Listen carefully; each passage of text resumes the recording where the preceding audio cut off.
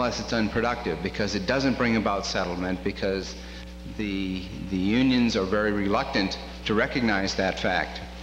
And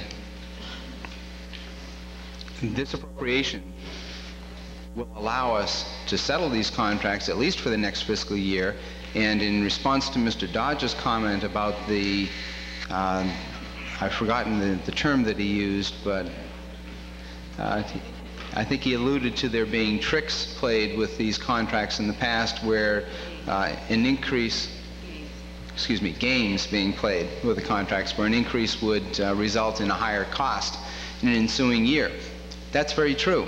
That was a very common practice for municipal employers to use in settling contracts in order to live within an existing appropriation, or more significantly, in order to be able to sell a contract to a town meeting based on it being a low-cost proposition in the first year of the contract, and then in subsequent years it has an escalating factor to it. A lot of things have been done in the past. A lot of things that the taxpayers of North Reading are paying for now with some of the collective bargaining agreements that we have. The current Board of Selectmen has taken a very conservative view toward collective bargaining agreements, and they want to be up front. They want to provide changes in the agreements that everybody sees, everybody knows about, and this $103,000, I can guarantee you personally, will not be bargained in such a fashion that it becomes 206 next year and 309 the year after that automatically. Those things need to be dealt with on a year-by-year basis, need to be recognized and agreed to out in the open. We will do that. Mr. Bernstein, please state your name and address, sir.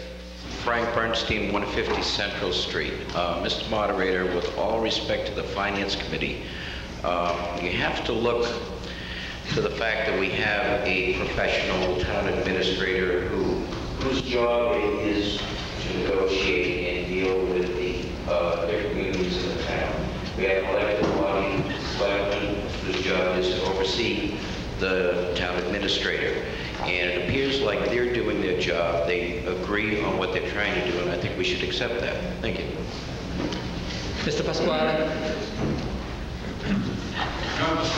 Mr. Dodge asked for a proposal. I went back to the last 4 warrants, and this line had never appeared. As Mr. Venezia said, they're trying to do something. It came this year as a little bit of a surprise to some people, I think, to see that there was something called compensation change. I would be willing to propose that we put a line item in there, say, quote, for contract negotiation, say for next year, that we know that in advance. However, they ought to endeavor to get the contract settled before there, because otherwise we're going to go back and that line's going to get scratched out of here in the next warrant if the thing goes to 0. Isn't it correct that this is the first year of all the warrants I have in front of me that I've seen this line? So it's kind of a surprise to people also. Gentleman to my right, please state your name and address, sir. Right, Bill Goodwin, 16 Emerson Road. You know, I keep talking about money, money, money. Now, almost every one of the line items that we've voted on so far, there's been 4,000, 10,000, and you keep saying we're going to add on more money, but where are we going to get all this money that we're adding on all the time?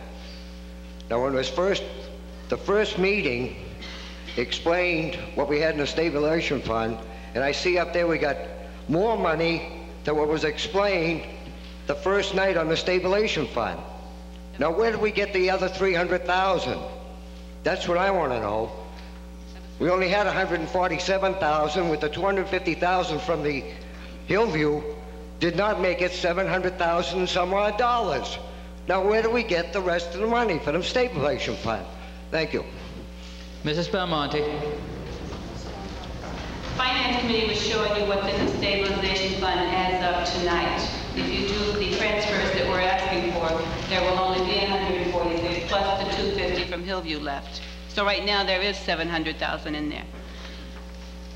I can't seriously stand up here and support this line as a Finance Committee member.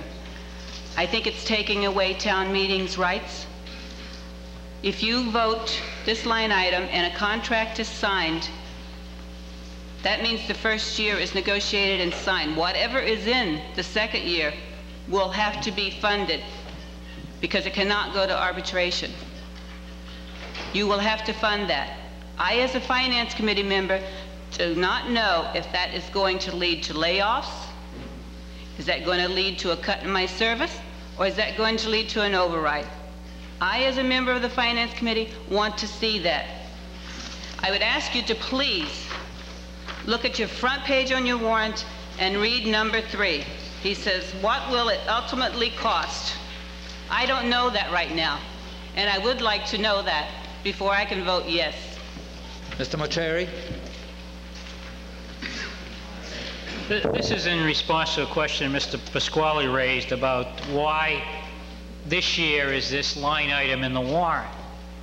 I think town meeting asked the FinCom at the last town meeting to modify the warrant to provide a lot of visibility of what's going on. And step one that we took, we put all of the salaries that were in the past under the categories of non-union and union salaries, and put them into their appropriate departments. Additionally, this was a suggestion the town administrator made. It's also an approach that the school committee took, was they put a line item in the budget for what they wanted to use to handle wage and salary collective bargaining negotiations. So they and the FinCom are in support of putting a line out that makes it very visible to you. There's no question about what that money's for and how much they're requesting. And I think this is a good step forward, not one that's backwards. Mr. Jervie?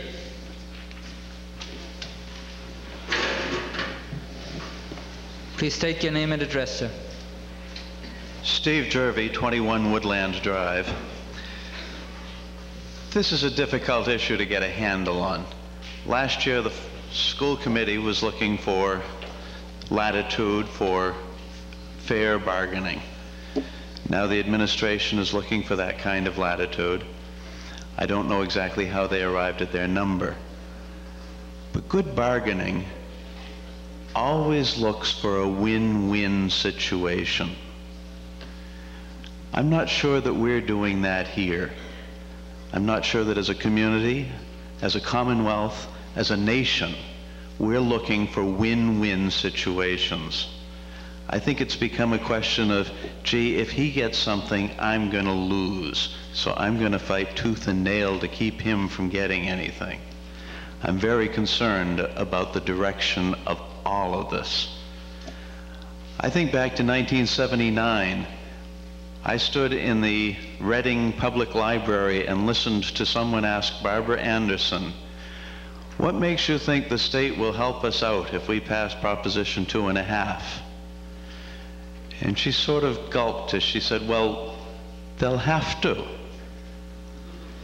Well, I pulled out my 1980 town report, and I took a look at how much net aid we received from the state that year. And I started adding just 2.5% per year. Just 2.5%. This year we're getting less from the Commonwealth than if we had received a 2.5% increase each year. For next year, we're budgeting on the assumption that they'll have a 10% additional cut in the income side and a 5% additional increase on the expense side.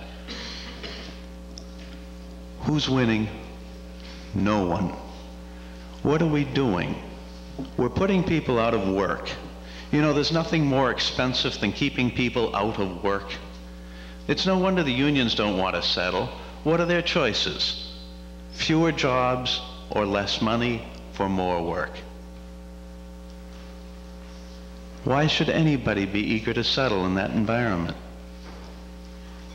I'm not sure that the $103,000 is the best answer, but I'm glad that we have a Board of Selectmen who finally want to fair bargain. We have to start looking for win-win alternatives. We have to start putting our lives back together, and if the Commonwealth isn't going to help us, if they're going to continue to penalize us, we're just going to have to do it without them. It may mean in the long run looking for an override. It doesn't now. We still have the resources to do this. They won't last forever, particularly if the Commonwealth keeps cutting its support to us. But we'd be crazy to stop living half-lives to insist that we can't all be winners just because someone out there is making it tough. It's time we started rising to the need. I'm going to vote for this request, even though I'm not sure it's the right number. But I think that it's time we started thinking win-win, and I think this is a step in the right direction. Mr. Daly. Mr. Venezia, I'm sorry. Jerry Venezia, 9 Pine Glen Drive. I think Mr. Jervy came to the heart of the matter. We, as elected boards, have a real dilemma here. We've cut back services on both sides of the government, in our opinion, as far as we can go. There is very, very little left for us to deal with. We're at a point where last year the Board of Selectmen said, look, we've got to put some money away, we've got to save some money, we cannot afford to give raises. Well, now it's another year, and we're at a point where we're saying there's still very, very little money, but what do we do about our employees? There's no place else to cut. We're trying the best we can to save money where we can. What are we going to do? And I guess that's what we're coming here with this line item asking you. Do we delve into our savings a little bit more to try to deal with the employees who are doing more now for less, or do we put the money away and save it? Sooner or later, we're going to come to a point, and I think it's going to be sooner than later, where we're not even going to have this choice. Right now, we're asking you to give us some guidance on this. I'd ask you that, in my opinion, this gives town meeting more say in collective bargaining than they've ever had before. When has town meeting ever come in and decided how much is going to be given out in raises? How many times have you come in here and been told that there's been a 5% increase or a 6% increase, and it's all incorporated into the budget, and then you vote on line items? I think this is the first time town meetings ever had the opportunity to say, or to give direction for collective bargaining reasons. We've got a dilemma. At this point, the Board of Selectmen and the school committee feels it's important enough to say, hey, look, do we save $400,000 or do we save $250,000 and give our employees some latitude for some reasonable collective bargaining increases? And again, it's up to you. I shouldn't say that. We're looking to you for some direction. Thank you. Mrs. Holsing. Please state your name and address, ma'am. Susan Holsing, 36 Niblick Way. The Finance Committee is not saying that employees do not need or do not deserve raises. We know they are very hardworking. However, we believe that they can come back in October, the town administrator, once he has settled raises, and ask for the funding then.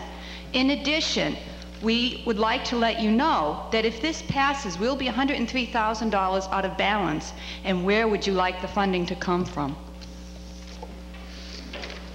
Gentleman in the center, please state your name and address, sir. If you could use the microphone. Warren Pierce, 219 Haverhill Street. I guess the question is that I would have is, if we do not support this $103,000 item, and Mr. Daly goes to the bargaining table, does that mean that he goes there absolutely empty-handed, or does he still bargain in and then come back to town meeting? I guess she sort of alluded to that's what would happen, that this isn't really going to affect your bargaining other than to give you an idea of what town meeting thinks is a good number. I think that's part of the job that you have, Mr. Daly, is to try to decide, or to try to bargain for us and get us the best deal that you can. And I think that most of the people in town would agree that the town does a good job, especially the DPW and so forth. They do a good job for the town. I don't think there's any discussion on that. But it is difficult for the people to sit at this meeting and decide that this amount of money should go, and just lay there on the table and be available. I think they'd feel much more comfortable actually in finding